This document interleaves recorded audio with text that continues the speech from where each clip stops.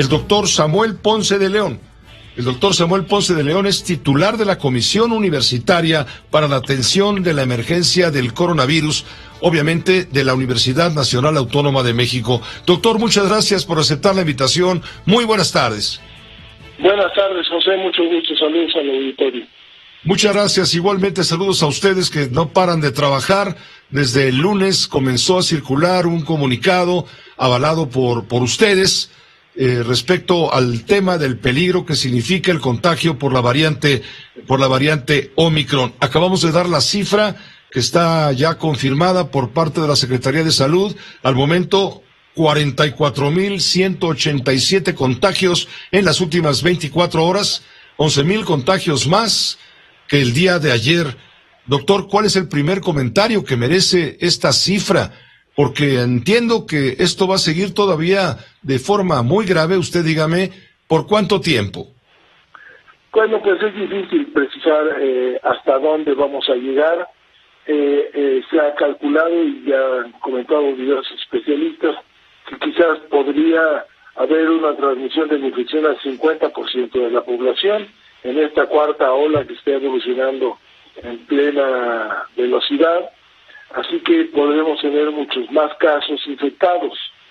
En el escenario tenemos que contemplar por lo menos diferentes elementos que nos sitúen correctamente. Primero, ciertamente hoy, a diferencia de hace 2 años, tenemos un muy amplio conocimiento del virus, tenemos un amplísimo conocimiento de cuáles son las medidas de prevención eficaces, qué es lo que tenemos que hacer, y además tenemos una proporción de la población, particularmente aquí en la Ciudad de México, en el área conurbana, que está inmunizada. Todo esto establece una diferencia significativa con lo que ha ocurrido en las olas previas. Además, tenemos que considerar que las características de esta variante Omicron la hacen diferente en tanto su virulencia es menor. Esto está ya bastante bien caracterizado que la variante Delta, así que tendremos un muy amplio número de casos, desafortunadamente. Proporcionalmente tendremos un menor número de casos graves, esperamos. Sin embargo, es muy probable que ante la rapidez del crecimiento y la extensión de la infección rapidísima, vayamos a tener saturación de los servicios hospitalarios. Esperemos que la mortalidad no tenga un impacto mayor que la que ha tenido en olas previas. Es posible que no sea así. Ustedes explicaban en la comunicación avalada por la Universidad Nacional Autónoma de México, doctor Ponce de León, explicaban que a partir del primer contagio, del contagio cero, ocurrido en Wuhan, hacia finales de 2019 y hasta el momento con la variante Delta y la variante Omicron, hay una capacidad de transmisión del virus extraordinariamente eficiente. Incluso usted llegó a decir que se transmite con tanta facilidad como el sarampión. Sí, y se transmite muy rápidamente y de hecho su impacto es un poco mayor que el del sarampión porque la velocidad en la que ocurren los contagios es mayor, en virtud de que sarampión a lo largo de 12 días es como se va transmitiendo, y en cambio Omicron transmite un contagio de 3 a 4 personas en un lapso mucho más breve. Entonces cuando va sumando 3, 4 y cada uno 3, 4 y cada uno 3, 4, el número exponencial crece muy rápidamente. Eso es lo que explica esta pues propiamente a luz de casos que está ocurriendo. Y en este escenario lo que es fundamental comunicar, evidentemente, la magnitud, los números, la velocidad de crecimiento, pero lo importante de que la ciudadanía cumpla correctamente con todo lo que hemos aprendido a lo largo de estos 2 años, que cumpla con utilizar su cubrebocas correctamente, bien colocado en todos los momentos que sea necesario, mantener distancias, mantener ventilación, mantener los cuidados elementales, evitar reuniones si es posible, y si alguien se siente enfermo, que se mantenga en su casa, entendiendo que será conveniente de repente tener alguna prueba, pero no es necesario tenerla. En este momento tenemos que asumir que el altísimo número de infecciones es causado por COVID. Entonces, si yo sospecho que tengo COVID, no necesito salir a tomarme una prueba que no va a modificar en nada mi evolución. Claro. Si tengo algún problema que moleste más allá de lo que yo supongo que es un simple catarro, consulto los servicios médicos, veo si es necesario hacer algún otro estudio, pero de otra manera nos quedamos mejor guardados, evitando contagiar a más gente. Le comento una estadística que es evidente, está contabilizada. En Sudáfrica comenzaron los contagios fue Sudáfrica donde detonó la variante Omicron, comenzó hacia finales de noviembre, el 24 de noviembre se dio cuenta ya de los primeros casos, y de pronto viene un contagio, vamos a decir, exponencial. Crecieron los contagios en una cantidad sorprendente, unos 23,000 diarios o algo así en Sudáfrica. Y después, de pronto, empezó a decaer esta curva y se ha reducido en un 67%. En el Reino Unido de la Gran Bretaña, algo parecido, una tendencia también a crecer a la cumbre, a la cúspide, a la parte más alta y luego empezar a descender. En México estamos en este momento en el punto quizá más crítico y se prevé como una especulación estadística no basada en evidencia que podría ser hacia finales de este mes de enero cuando pase relativamente el peligro y se convierta esta variante Omicron en una endemia. ¿Coincidía usted con esto o podríamos tener ser más precisos? Bueno, no exactamente. Seguramente vamos a entrar a un plató en términos de la transmisión en algún momento que no sé qué tan real sea porque también va a depender de la disponibilidad de pruebas, pero efectivamente yo pienso que vamos a llegar en los próximos días a un plató que se puede mantener durante algún tiempo.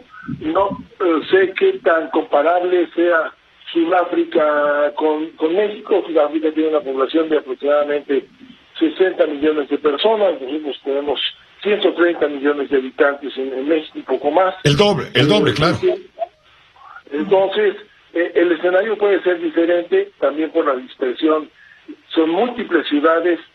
Esta epidemia ha empezado los primeros sitios en donde empezaron a crecer los casos fueron Quintana Roo y Baja California Sur, básicamente en relación al turismo, luego las ciudades grandes, Nuevo León, Ciudad de México, el Bajío, y entonces se viene extendiendo así, entonces podría ir un poco más allá de lo que es el fin de mes, quizás hasta febrero, y la disminución se vea un poco después, no va a ser una aguja tan de ida y vuelta rápidamente, entonces esto podría tardar un poco más, y lo que es cierto es que el número de casos va a ser tan alto, tan rápidamente, que va a haber un desbordamiento de servicios de salud posiblemente. Entiendo que ya se han tomado muchas previsiones.